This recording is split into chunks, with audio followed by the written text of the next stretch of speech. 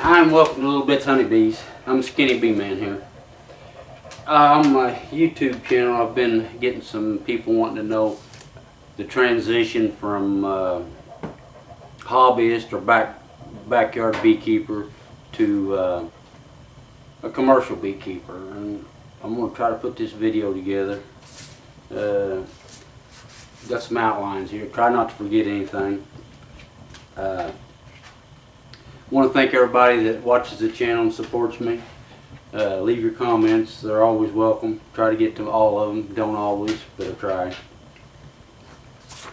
Okay, the first thing, going into the commercial bee business, you got to love the bees and working the bees. If you're going to get into commercial beekeeping because of the money, your chances of failure are very, very high. You're just not going to stick with it. There's too much work, and too many setbacks to, if you don't love the bees, you just won't stick with it. Probably one of the most key things going into commercial beekeeping is you got to find a source of sugar. Get that planned out before you get into the business, because you got to feed. You feed lots of sugar. Actually, I just got back today loading 4 tons of sugar. So you got to find, you can't pay, if you got to pay retail price for your sugar, you're not going to make much money at all in the bee business. You got to find it wholesale someplace. Secondly, build up slow. Don't overextend yourself. Don't spend money that you don't have to build your bees up. Take your time, build your bees up, learn to manage them, and that way you don't have the added stress of worry about making ends meet, paying back loans or whatever. This process takes 4 or 5 years. You've got to get your feet wet. You're going to lose a few highs. You're going to make a lot of mistakes. But after 4 or 5 years, you'll start picking up things that the normal backyard beekeeper doesn't pick up, because if you see it every day, you pick up little bitty minor things that really makes a big difference in the bee business. Like I say, it takes about 5 years, and you need to, first 3 years I'd concentrate learning, getting the bees down, learn how to take care of them. That aspect of it. The last 2 years I would be starting to sell bees and build my clientele up, so that when you get ready to go into it, you've got a base to work off of, and you got an idea how many bees you'll need and what kind of sales you'll have. Let's see here.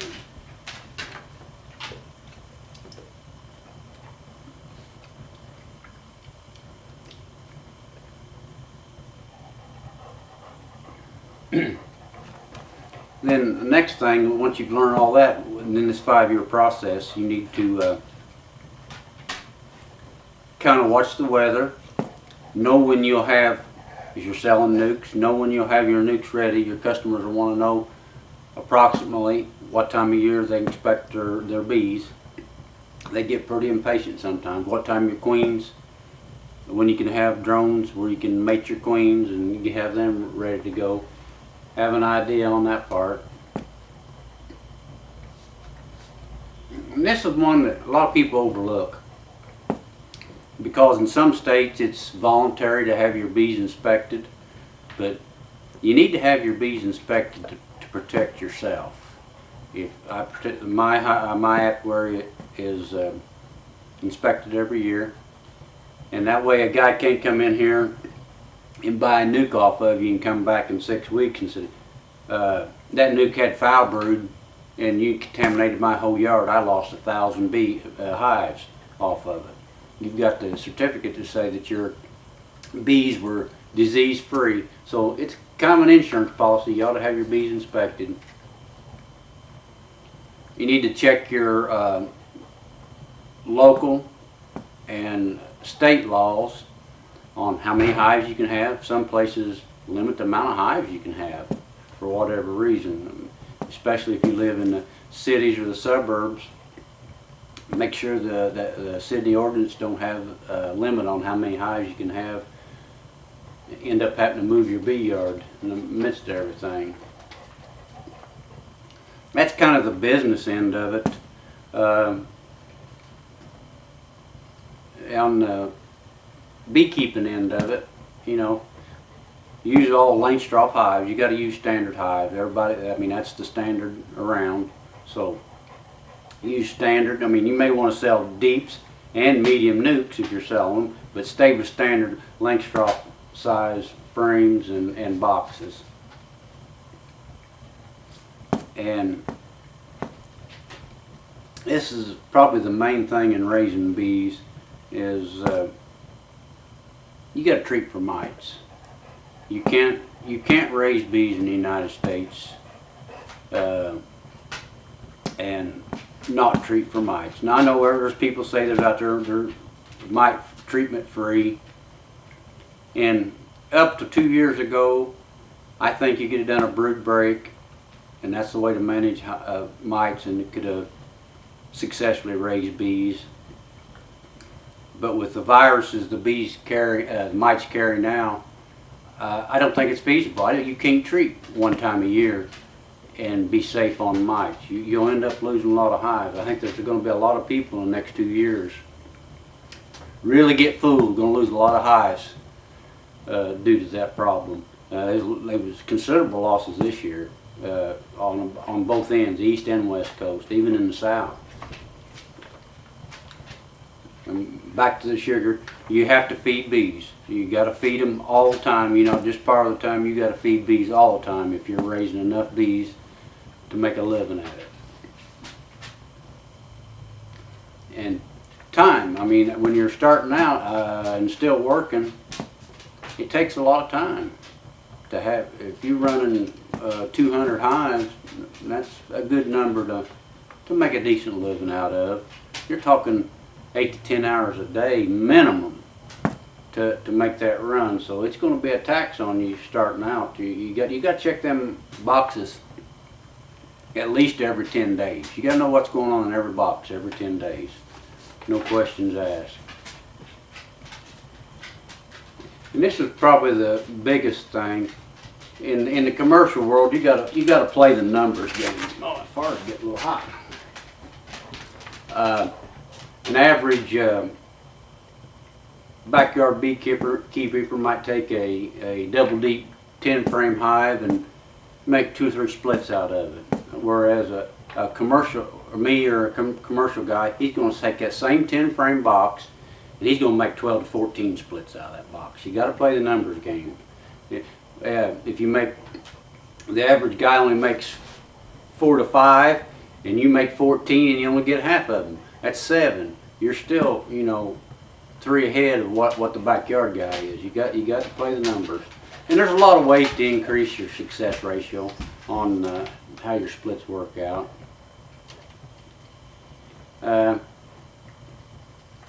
One of the big issues that I had to learn, and I went to Fat Bee Man School and I didn't pick this up, maybe I didn't ask the right questions. In the springtime, early, you can make real weak splits. 1 frame splits, 1 frame of bees in a mated queen or a virgin queen or even a queen cell that's ready going to hatch, they'll make just fine. But as the year goes on, it gets harder to make splits, and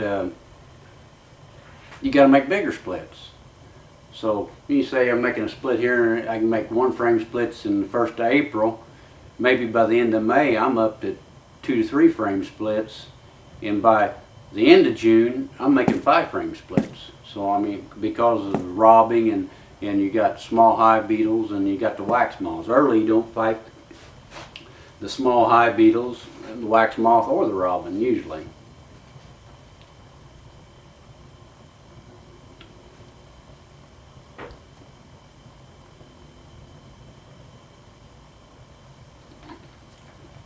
And if you're going to stay in the commercial business, even if you're not making queens to sell, You need to learn how to make your queens and have mated queens, because if you can put a mated queen in a split, it's going to speed up the process twofold, and the chances of that hive growing up and making a good hive is a lot better. You got to pick up a few things, and this even works for the backyard guy. You got to be able to read the bees on the front of the box, see how they're acting. Everybody says, well, I don't have robbing, the bees are not fighting. Just because the bees are not fighting, that don't mean they're not robbing. There's several other things. I mean, if a hive they might fight initially, but if they get overrun, they kind of give up. Bees can come and go and get robbed out. You'll never know it. You gotta learn to read the bees. If you open a hive up and a bunch of bees fly off with the comb when you open that box up, them's robber bees. They're being robbed. The queen will quit laying. And they'll actually leave the box after they get robbed down so far. They'll just abscond. They'll let the robbers have it. You got to learn to read the bottom boards. I mean, good healthy hives. Bees keep the bottom boards clean. They won't be a bunch of dead bees laying around. They won't be a bunch of wax fluff in the bottom. There won't be pollen in the bottom. Big key, if you see pollen in the bottom of the box and it's filthy, you probably got small hive beetles. That's what the first thing they go to is the pollen in the hive, and they go up there and start chewing around. They drop all this pollen on the bottom board, and you need to take care of it before it gets out of hand and lose a hive. I was talking about feeding. You need to feed dry pollen substitute in early spring and late fall. Keep your bees up a little healthier and stronger so they'll increase in numbers early in the spring.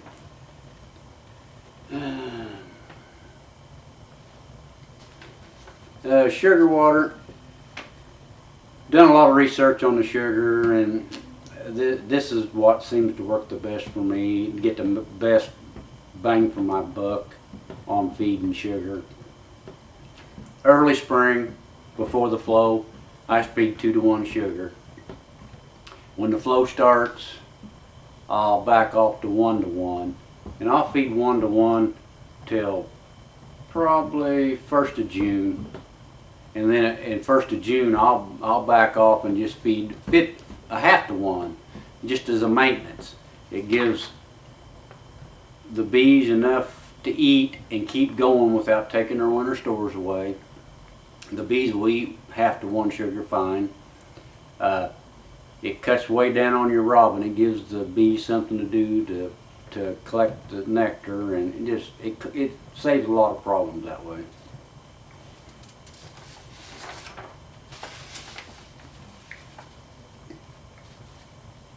And in the commercial side of it, you got to think of at least 3 to 4 weeks ahead. You think I need 4 queens?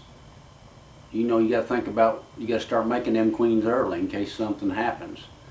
Get a virus comes in and your cells don't hatch, the incubator quits, and you lose all your cells in the hive.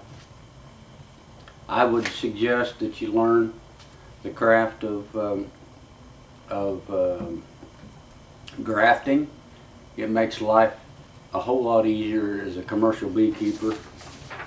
And that's kind of the fine points. If you watch my channel enough, a lot of these areas I covered in broad, I have other videos out. This was just particularly kind of making the jump from a hobbyist beekeeper to a commercial beekeeper. I'm sure I missed some things and not elaborated enough on others.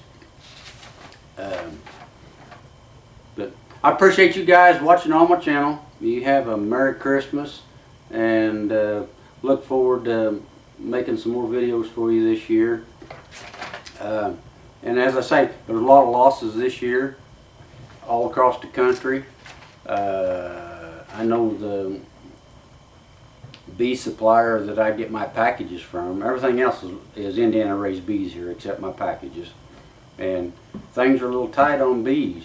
So no matter who you're buying your bees off of, think about getting them early. Make sure you get them that way.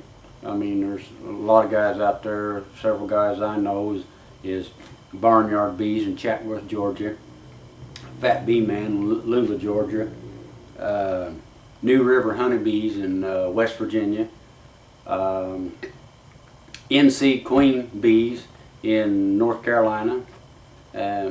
All got good stocks of bees, and I mean, one person can't supply everybody's bees, because typically we can't ship nukes. They'll ship some packages, I do not.